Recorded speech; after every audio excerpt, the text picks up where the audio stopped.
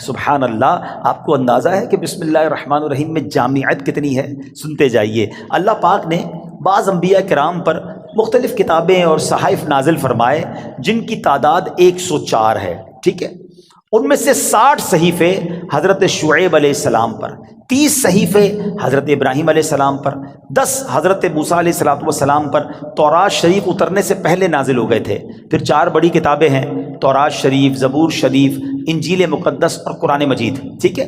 اچھا، ان تمام صحیفوں کے مضامین قرآن پاک میں ہیں۔ قرآن پاک کے سارے مضمون سورہ فاتحہ میں ہے، اور سورہ فاتحہ کا سارا مضمون بسم اللہ الرحمن الرحیم میں ہے۔ اور سنو، بسم اللہ الرحمن الرحیم کا سارا مضمون بسم اللہ کے حرف با میں موجود ہے، اور اس کے معنی کیا ہے؟ بی کان ما کان و بی یکون ما یکون، یعنی جو کچھ بھی ہے مجھ یعنی اللہ پاک ہی سے ہے، اور جو کچھ ہوگا مجھ یعنی اللہ پاک سے ہی ہوگا۔ اللہ اکبر! یہ کمال ہے بسم اللہ الرحمن الرحیم کا کہ تمام صحیفوں اور قرآن مجید کا نچوڑ اس کے اندر موجود ہے۔ اور سبحان اللہ، بسم اللہ کے فضائل کتنے! امام فخر الدین رازی رحمۃ اللہ تعالی فرماتے ہیں بسم اللہ الرحمن الرحیم کے 19 حروف ہیں، ٹھیک ہے؟ اور دوزخ پر عذاب دینے والے فرشتے بھی 19 ہیں۔ تو آپ فرماتے ہیں کہ امید ہے ایک ایک حرف کی برکت سے ایک ایک فرشتے کا عذاب دور ہو جائے گا۔ بسم اللہ پڑھتے رہا کرو۔ اچھا، آپ فرماتے ہیں دن میں کتنے گھنٹے؟ دن رات میں 24 گھنٹے ہیں۔ فرماتے 5 گھنٹے 5 نمازوں میں گھیر لیے، 19 گھنٹوں کے لیے بسم اللہ الرحمن الرحیم کے 19 حروف عطا فرمائے۔ پس جو خوش نصیب بسم اللہ الرحمن الرحیم کا ورد کرتا رہے اور نماز 5 وقت پڑھتا رہے، اس کا ہر گھنٹہ عبادت میں کاؤنٹ ہوتا رہے گا۔ تو یہ کمال کا وظیفہ ہے۔ نارملی ہماری توجہ اس طرف نہیں جاتی ہے۔ اچھا، بعض اوقات ہم لوگ کہتے ہیں ہمارے کام ادھورے رہ جاتے ہیں، کام شروع کرتے ہیں، ڈیل بنتے بنتے رہ جاتی ہے، کام ادھورا رہ جاتا ہے، پوری نہیں ہو پاتی ہماری بات۔ سنیے، اللہ پاک کے پیارے اور آخری نبی صلی اللہ تعالیٰ علیہ وسلم نے فرمایا جو بھی اہم کام بسم اللہ سے شروع نہیں کیا جاتا وہ ادھورا رہ جاتا ہے۔ غور فرمائیے، یہ کیسی محرومی ہے! اگر اچھے اور اہم کام سے پہلے بسم اللہ نہ پڑھی جائے تو کام ادھورے رہ جاتے ہیں، اس میں برکت نہیں ہوتی۔ اب ہو سکتا ہے کہ ذہن میں خیال آئے کہ میں تو بسم اللہ نہیں پڑھتا، پھر بھی کام پورے ہو جاتے ہیں۔ تو اس کا جواب یہ ہے کہ کام کا بظاہر پورا ہو جانا اور بات ہے، اور اس میں برکت کا نہ ہونا اور۔ آئے ہائے، ذرا واقعہ سنیے گا۔ حضرت عیسیٰ علیہ السلام جو ہے ایک قبر کے پاس سے گزرے۔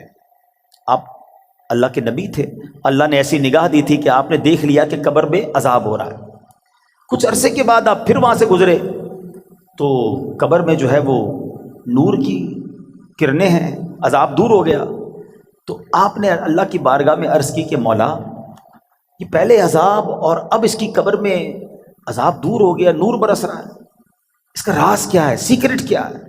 سنو ذرا۔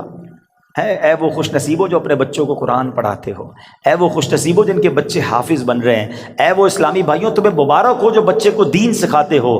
باپ گناہ گار، قبر میں عذاب ہو رہا تھا، اللہ کی طرف سے ارشاد ہوا جب یہ انتقال کیا نا اس بندے نے، بڑا گناہ گار تھا، اس کی وجہ سے عذاب ہو رہا تھا، لیکن جب اس کا انتقال ہوا اس وقت اس کی وائف جو تھی پریگننٹ تھی، امید سے تھی۔ اس کے انتقال کے بعد لڑکا پیدا ہوا۔ کچھ عرصے کے بعد یہ لڑکا اتنا بڑا ہو گیا کہ اس کی ماں نے اسے مدرسے بھیجا، مکتب بھیجا، استاد نے بچے کو بسم اللہ پڑھائی۔ اے موسیٰ، مجھے حیا آئی، مجھے شرم آئی کہ میں اس شخص کو زمین کے اندر عذاب دوں جس کا بچہ زمین کے اوپر مجھے رحمان اور رحیم کے نام سے پکار رہا ہے۔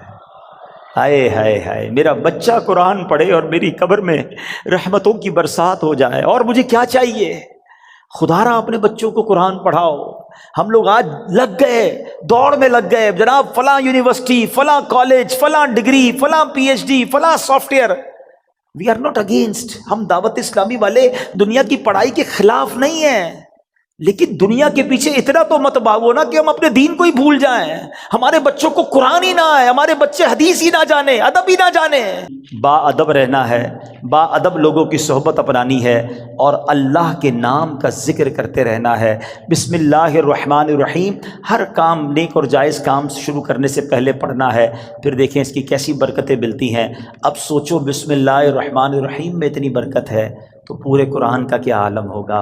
مبارک ہو انہیں جو قرآن پاک پڑھنے والے ہیں، پڑھانے والے ہیں۔ آپ کو ایک اور فضیلت سنا دوں جو مدرسۃ المدینہ بالغان والے ہیں، آئے ہائے، حضرت عثمان غنی رضی اللہ تعالیٰ عنہ، اور آپ فرماتے ہیں خیرکم من تعلم القرآن وعلمہ، تم میں بہترین وہ ہے جو قرآن سیکھے اور دوسروں کو سکھائے۔